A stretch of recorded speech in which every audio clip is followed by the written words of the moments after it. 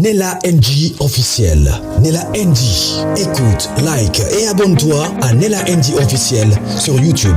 Nella NG officiel. Pour l'actualité musicale congolaise, art et divertissement, écoute la voix d'or. Nella NG te dit toute la vérité. Sylla Bissalo a vida qui vraiment sakinae. Moi j'ai beaucoup aimé son émission. Nga pena na monia te lo mon kwa lobi wana ma bete. Mais après la vie nae, Mama Seka, Mama Milo, mpaka Lowi, basali si live na TikTok. Na live na TikTok makambo lobezaki nango. Ayebi ki bat balanda ki miswa silati. Batie micro ouvert. Pour na nini, pour batu ba mataka ba lobaka. Bato akomi komata bazoloba mais Mama Milo nda lobaki nga na capturer place Mama Milo lobaki. Mais bato bazomata bazoloba makambo on dirait bazo pointer bato misapi. On dirait bazo pointer bato ba misapi. Netika côté oyo. Mais en réalité, si là elle est vraie parce que non, il a une émission sous non ça la pona bobo manoka. Pourquoi boba lobby je suis choquée partir on peut na kata qui on bien. Dans celle on peut émission il y en a pourquoi il y a dans 2 heures dans émission tant beau monde on boé dans 2 heures et quota. Félicitations Sylla Bissalo Beka Mama Babako notre mams hein oloba mingi te omoni za na bato mususu baloba mingi te engelo bateke baebo lobati bazala tellement calme omona fa na coin na a lobati a omona mamuno suzu ele kama lobati engelo bateka hebe lobati te ayebi ko loba malingande ko lobati mais soka lobby. J'ai l'impression que si la lobaka une fois par année, le bara once a year. C'est quand tout va on a 2 années. Il y a un de ma cambre. Once a year.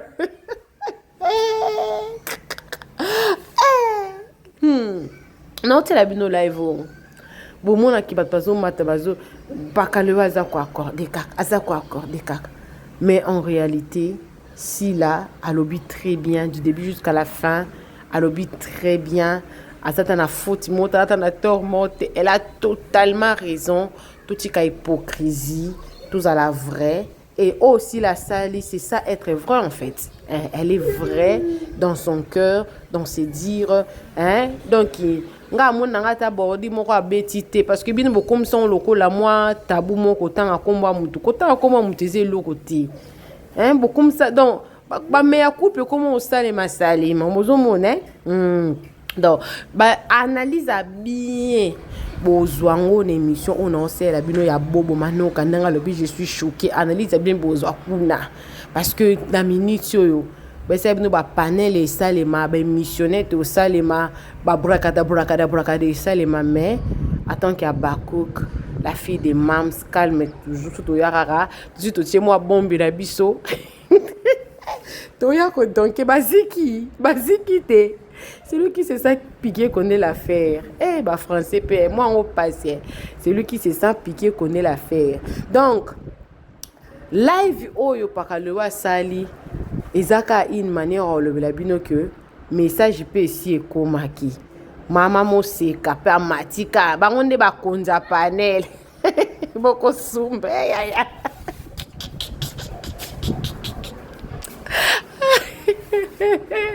en tout cas tous à la vraie tous à la kimia non ngana sala analyse de moté mezo bo ranga bolanda no live oyo so bolandi live oyo après ndesco non te la bino dans émission proprement dite quoi pour na bobo manoka je te dis que bobo azara mutu mams mais omone on entend ko loba kenngelo bateke so mutu loba te ndazangi maloba te mutu azangi na maloba te azana na maloba na ye ko sa tete yo ko sala mutu lo mo mabebo kasi lokola akipete nzoka monte naza choqué pour andima ete ke mam samona na ye mais afin ne kimia kaka akundami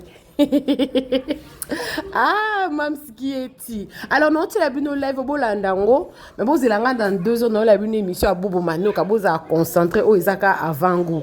Émission, moi, que c'est ici d'abord, tout live. Bolanda vidéo, on a fait non, Landa Bino.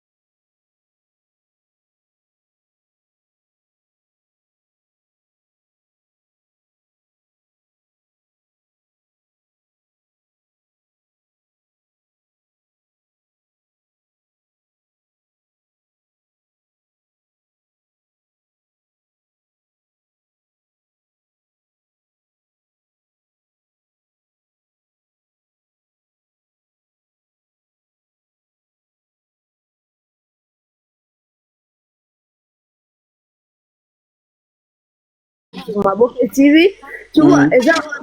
On a aussi la présence de Maman Karine Ilunga. Elle est aussi productrice. Il y avait des filles. Hein. Maman, elle va prendre la parole tout à l'heure aussi. On la salue. Bilombe Abassi. Hein. Ok.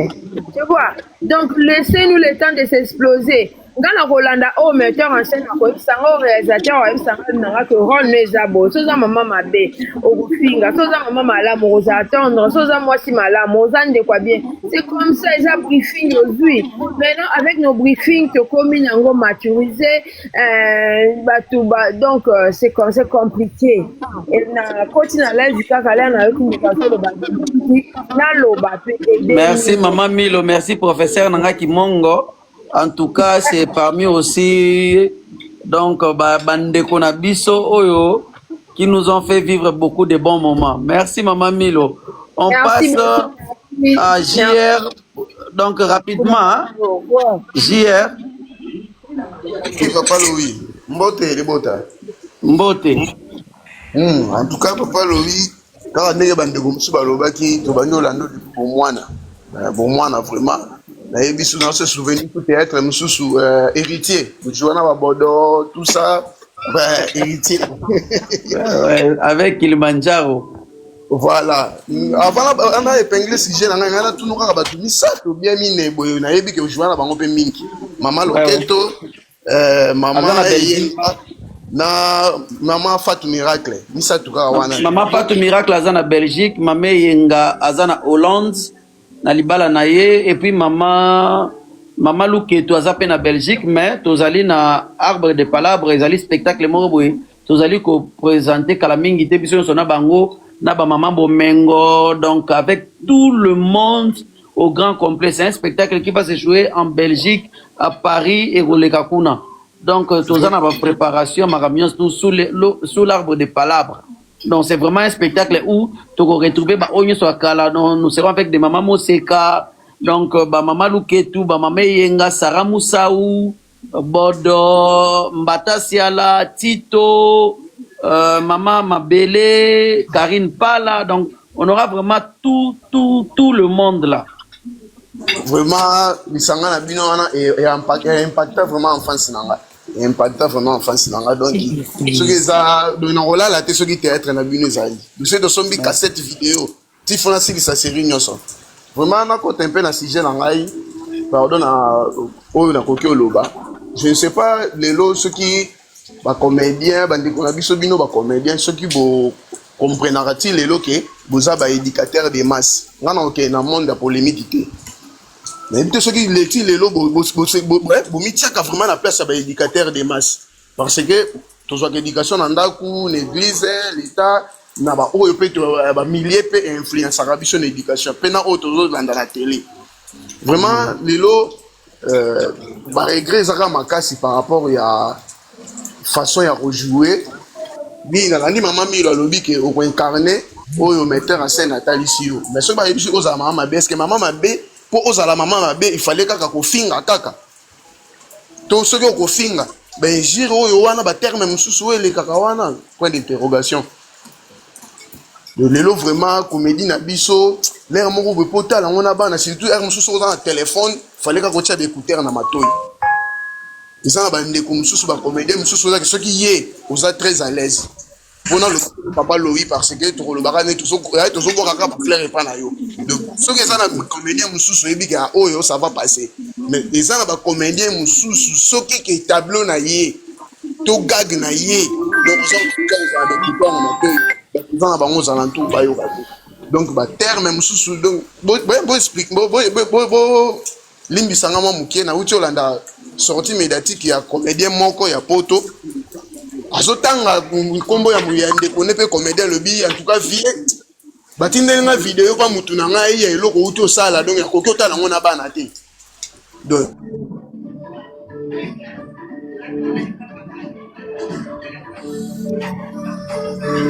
alors to continuer donc toko passer na maman la maman de passer nango bonjour yango ye azovivre nango le mosusu na oyo bino bozosala ye patalia soki nasali boye nakobutiri na likambo boye die peut faire grâce nakobutiri na likambo boye mais lelo comédie et surtout bagag otala gag ozoyeba te histoire nini bazolekisa na biso na gag oyo donc kaka baterme moko boye ya bainsanité gag ezaka yango kaka wana mpona kosekisa mais ni message eza te na gag lelo message vraiment s'il faut le dire message na gag eza suté donc gag liboso toyebaki moto akotélécharge mwa gag na ye po ayebi ke mwa histoire moko ya mokuse ndenge tomonaka bandeko banigérien balekisi mwa eloko moko ya mokuse na Hollywood donc bandiango soit épisode moko mibale esili nango mpe épisode moko ka histoire esili nango mais biso gag okolanda bo histoire okomprendre te juste bazolobela nini na gag oyo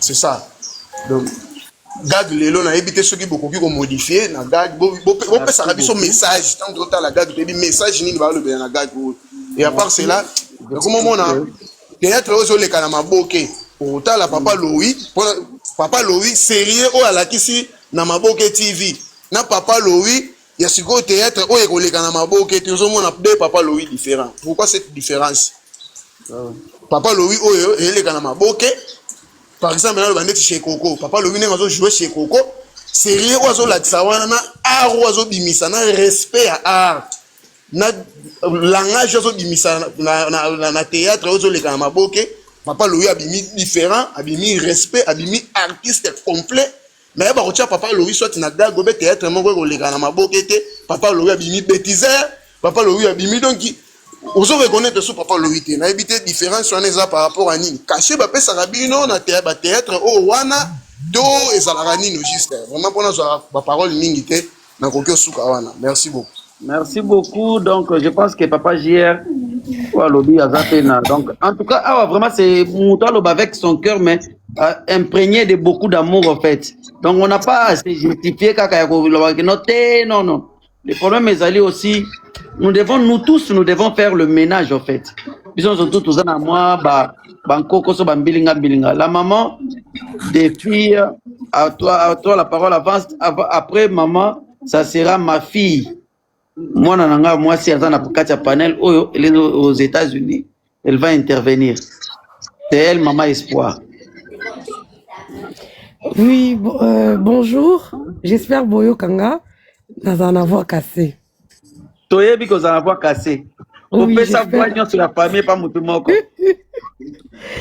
J'espère Boyo Kanga Batunyoso. Bonjour à tous. On annonce que c'est la grande sœur de Poisson Mobutu. Poisson Mobutu. Wow. Ah oui. Ouais, c'est moi. Malgré voir musique, mais elle est communicatrice des chefs de l'État. Ah oui, ça c'est vrai aussi. Malgré Nazar Zika. Maman Bianca, on vous écoute. Oui, Nalandi Moukié, parce que on a eu coma, Nalandi Moukié, mais Naeko Pesa, moi, à Vinanga, personnellement, au Yanga. ngai personnellement nalanda su penza ba théâtre te parce que namonaka tout a changé, tout a vraiment changé. Ba théâtre ozali kolanda banzonding ambiance bolingo ezalaki avant ndeti nga navai na poto nasera ba CD nasera ba CD tozali kosoma ba CD na biso po totala théâtre oyo ebimi donc bo o théâtre esili boye bosomi CD mosusu batitre ekoyo échappe nga mais tozali kosoma ba CD tovai na bandako soki tolanda premier épisode na suka tolanda na ndako biso nyonso na ambiance na bolingo ndeti ba esopolo je pense na kapta eza théâtre moko totala na bolingo tout ça ba théâtre ebele surtout nga linga improvisation tant tolanda ba vie de loi ba papa Louis ya fai personnel ba ya fai personnel ba tozolanda bango bazo improviser pe omoni l'improvisation tozo seka ba pululu tout ça aujourd'hui personnellement dans la nasu ba théâtre je suis désolé bon excusez-moi dans la nasu c'était parce que à un moment donné ba théâtre comment ba fan ba théâtre ba fan ba comment ceux qui yo lobby ba fan ba ki ba là je me demande on est où ozomona théâtre baby donc tota théâtre na ba ndenge za ba théâtre à YouTube à nini en tout cas na landara susute parce que théâtre za kinzonzing théâtre za ko sangsa bino tout ba pakalowi awa mon père ce que bana na pakalowi akosu batana bilamba aujourd'hui on ne retrouve plus l'amour bolingo wana eza lisusu te to boperdre amour boperdre vrai amour na bino ya liboso lelo bokomi botala bilamba botala bomengo mbongo botala bavoiture botala donc moi je sais pas comment appeler ce monde ndeka baloba na Bible à un moment donné monde ekoma boye bapasser à lokuta barobima si ça c'est la vérité parce que là on ne retrouve plus le vrai amour on retrouve le tapage. Et le tapage, on retrouve la haine et, comment dire, la haine à Bokabwani. Toujours retrouver Bokabwani na place, na Bino Bozaki Bino Nyos. Je cite le nom de, je cite comme Maman Ursule Pechanga. Ah, en tout cas, je l'aimais très bien quand elle jouait avec Sila, avec Meta, avec Miracle, si je ne me trompe pas, oui. Avec parce que la théâtre bon bazali bana classe tout parce qu'il n'a perd son âme Joël Massirika. Alors tonton belge, merci pour le cadeau. Le duo était tellement bien, il y avait vraiment l'amour entre eux et puis thème na bango zaki bien papa. Thème ezaki que moi mbali moi kinaki poto a buka makolo aye alingi maxi hein maxi dans la kid maxi comme poto ebekte ka buka makolo. C'est des histoires vraies. Ozomona bozolanda eza ba histoire vraie et salema mobile mo uta poto ba salekisi aki alingi mu alingi fi aboye aki alingi neti ba ikia ba théâtre ba ikia en fait c'est franchement c'est des histoires vraies na Yamira et sa paix à son âme donc en tout cas naebi moi ba titre merci un cœur en or pour maman Bianca c'est vraiment une maman qui nous soutient beaucoup donc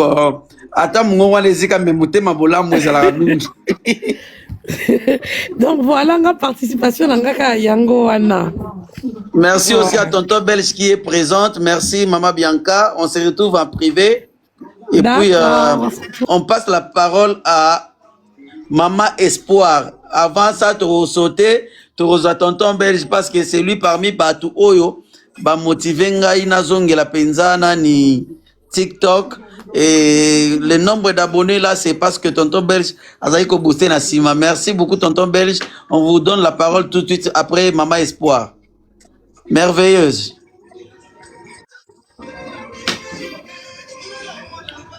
Merveilleuse. Bonjour tout le monde. Nada, on m'est présenté. Je suis la fille aînée de papa Adolphe. Wow. Nada, la fille aînée à papa Adolphe. na pesi mbote na mama Moseka, mama Milo Metata et na bande konya toza na panel. Eloko na oloba kaka na lingi. Je vous en prie. Na pesa merci na papa Adolphe pour na ndenge azongi parce que nga penza na tala su bagagte. Pour na éducation oh papa na biso apesa biso esika buzo beza biso tozala wana te. Alors na zongeli kota la bagag pour na omona biloko oye akomi kosala. En tout cas papa nzamba pambola yo o continue ok nango penza boye mingi na yebi okota bonzambe mambo malamu eza mingi ok na biso nango su kota bonzambe.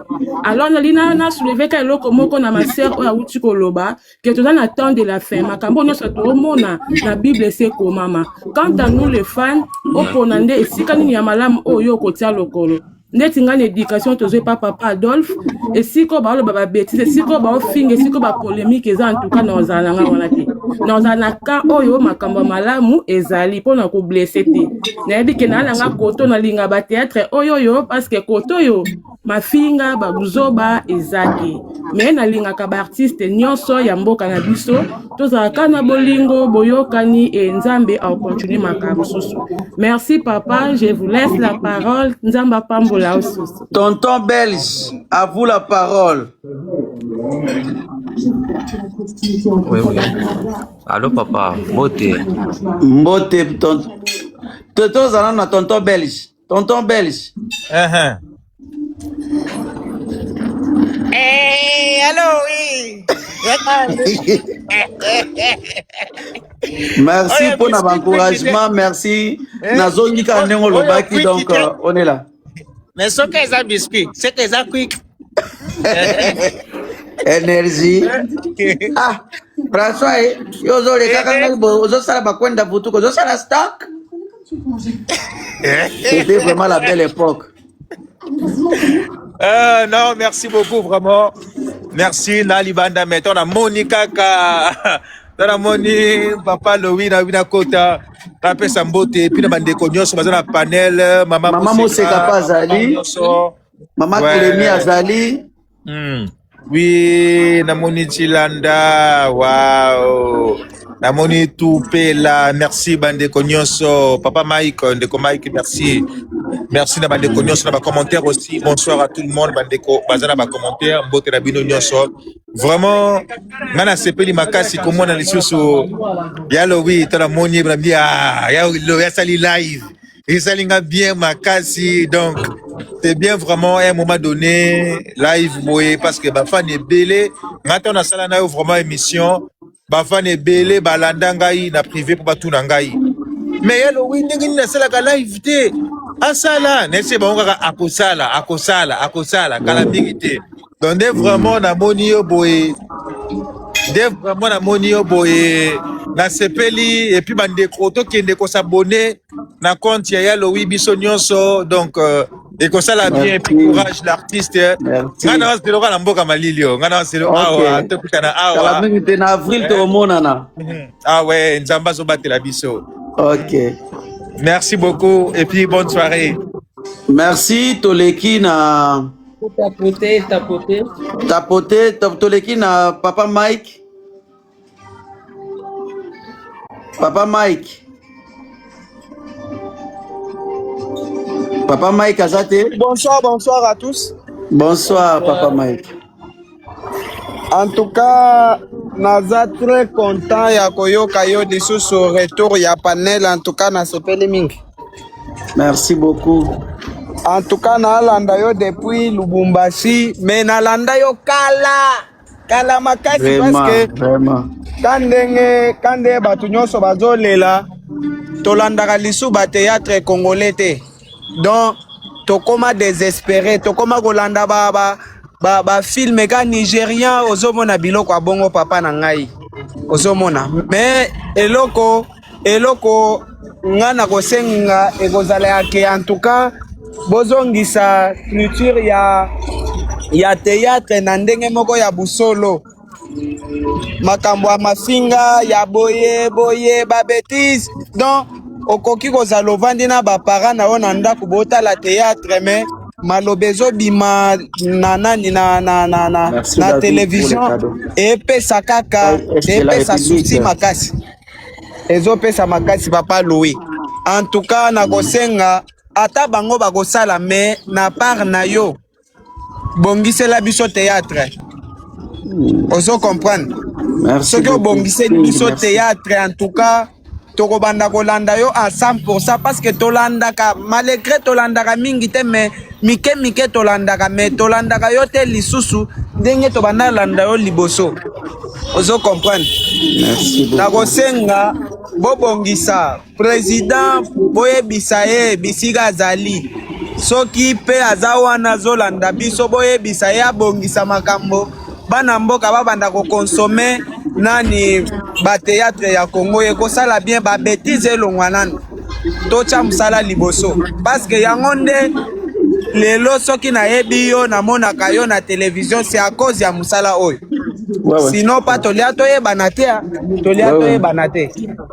En tout cas boyebisela biso bamama Kalunga banani ba mama Mose Kado babongisa toza na posa kobongisa bafiston saisai batu nyonso donc en général nalingi papa na ngai papa Louis salela biso quelque chose soki bango pe bakosala ya bango likita basala me toza na nsima na yo tokolanda yo tokolaike tokoeme tokosabone do nyonso tokokomante soki omoni mutu aye na babétise nyata ye pena bloke ye oza na mu papa nayebi so oza na motema na biso me bongisa so bongisi coup de chapeau tozelaka kane toza na likolo ya panel boye na biso bolandaka biso et puis émettez des avis, donnez-nous des commentaires. Toza nous pouvons toujours avoir des limites.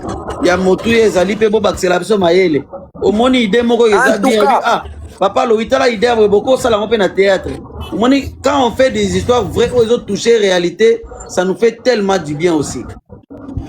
Papa na ngai nga eloko nga na kosenge kozala yake bomoni kande ba Nigérian basalaka ba film oyebi ke bango biso nde tozalaka bakolo nani bate ba film mais bango ba boto la biso bango bakoma numéro 1 omoni nde bango bazala ba star ya minene mbongo biloko nyonso wana po nini parce que bazwi musana bango au sérieux musala eza na sérieux mais biso awa batu bazwa musala o lokwa musala maseki me eza musala moko munene parce que elongi wana eyebani na poto me oza na poto te oza na Congo ozomona elongi wana ekendati na ti na barabie soki wapi ba États-Unis ba Canada me oza na Congo. Merci. Boyebani a cause ya musala oyo papa bongisela biso maloba nange sili na pesi batu nyonso mbote bazali likolo panel. Merci beaucoup papa Nangai, merci beaucoup, à la prochaine. Maman, à vous la parole. Tozo signalé que taille est de la République Azali Awa Magali Atakwa. Maman Alice, merci, aux en a raison. Théâtre comme il peut maquiller les bélés, il faut aussi voir de ce côté-là. Maman Darina tout coupé là. Maman Darina. Maman Darina. Qu'est-ce que c'est? Maman Darina. Attends, tu vas être surpris. Oh, t'es mon frère. On ne pouvait plus te voir souffrir. Maman Darina. Explique-moi, Goga. Maman Darina. Bon, toleki na biso na papa Diego, hein?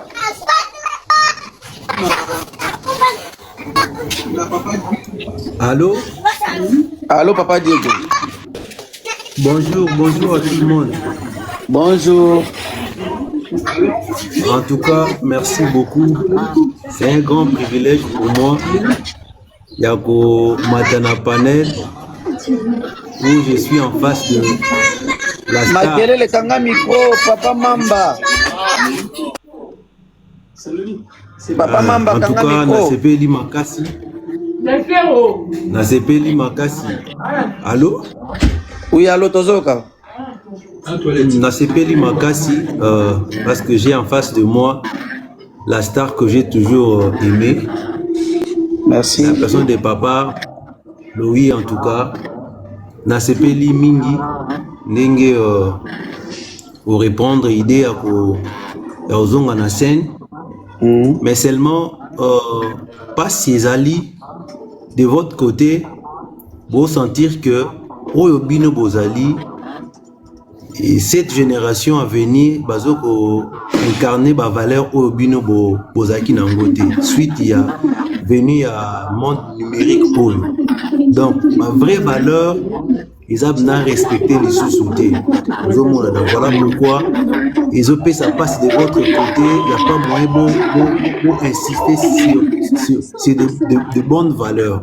Mais Tosen Anabino de ne pas aussi laisser la faire. Juste bon insister dessus parce que c'est pas trop bien. Il y a au monde où bino qui ma valeur nabino génération où après bino et en tout cas bah tenir compte n'angote. Ils font passer du n'importe quoi.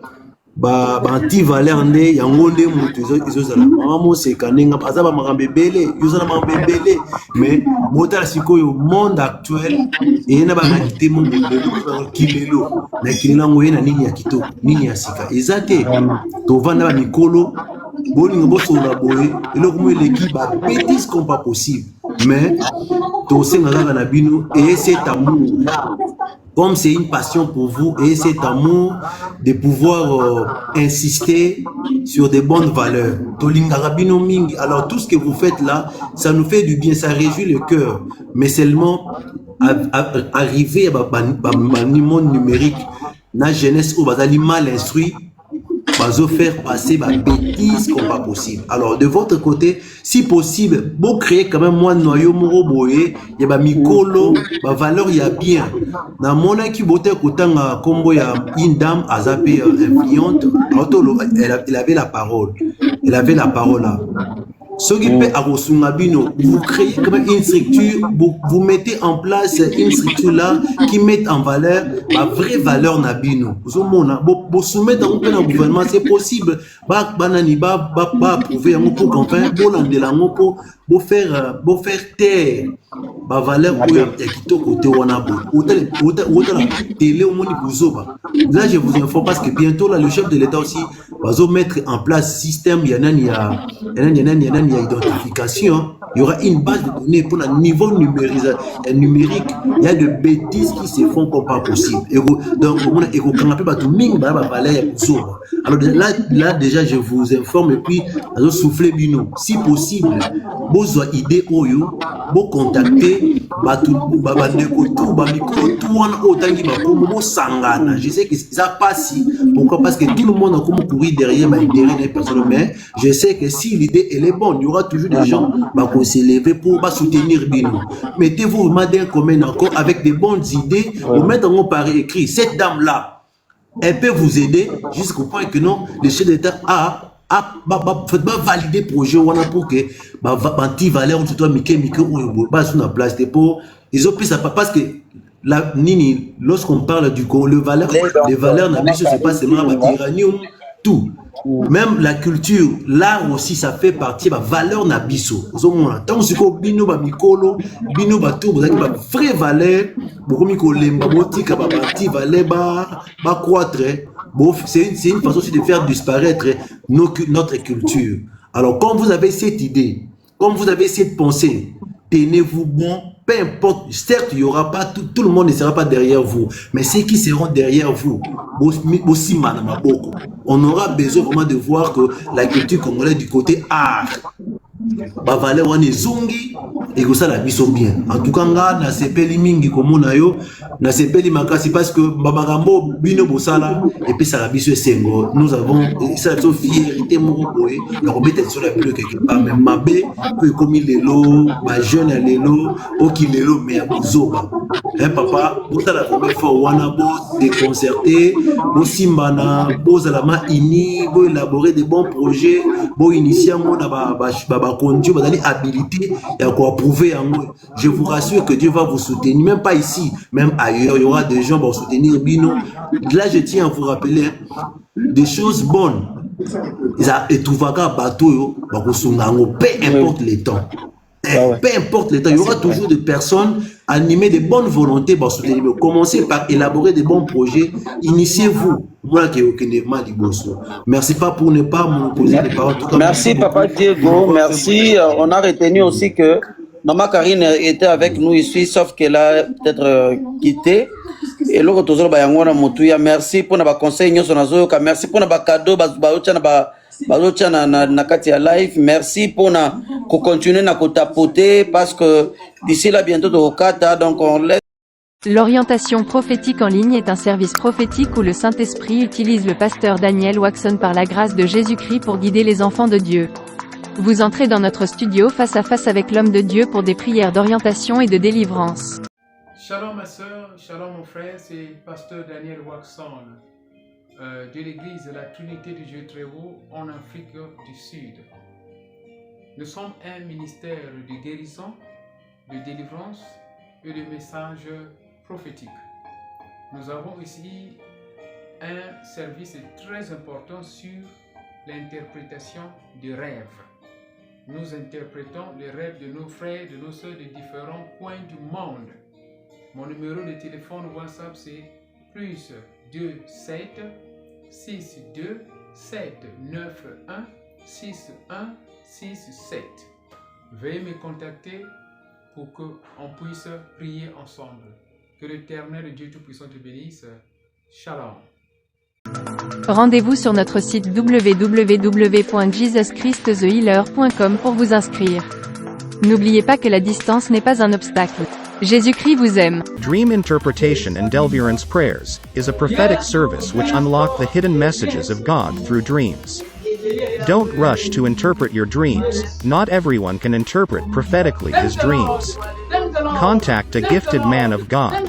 Join us every Tuesday and Thursday from 9 p.m. South Africa. You and Pastor Daniel Waxon will interpret your dream as well as the dream of your brother and sister. Join the service. À très bientôt. Bonjour ma soeur, bonjour mon frère, c'est le pasteur Daniel Waxon ici de l'église La Trinité du Dieu très haut. J'ai une bonne nouvelle, le 8 février 2026 à 16h de l'Afrique du Sud, 15h de France, du Congo, du Cameroun, 14h de Ghana et du Burkina Faso, nous avons un programme appelé Salle d'adoration en ligne. C'est là où nous allons adorer le Seigneur Jésus-Christ de Nazareth, ensemble avec nos frères et sœurs internationaux. Oui, nous serons connectés, les frères et sœurs seront sur l'écran, l'homme de Dieu, il va les voir et il va déclarer, nous allons déclarer et prier pour tout le monde qui sera sur l'écran. Si vous voulez participer, être sur l'écran afin de vous voir dans l'église et être ensemble par la foi et prier pour vous, veuillez envoyer votre message au numéro qui est sur l'écran, au pasteur Daniel Waxon, et le lien vous sera envoyé. Cliquez sur ce lien et vous rentrerez dans le studio. Shalom, shalom, shalom. Nella NG officiel. Nella NG. Écoute, like et abonne-toi à Nella NG officiel sur YouTube. Nella NG officiel. Pour l'actualité musicale congolaise, art et divertissement, écoute la voix d'or. Nella NG te dit toute la vérité.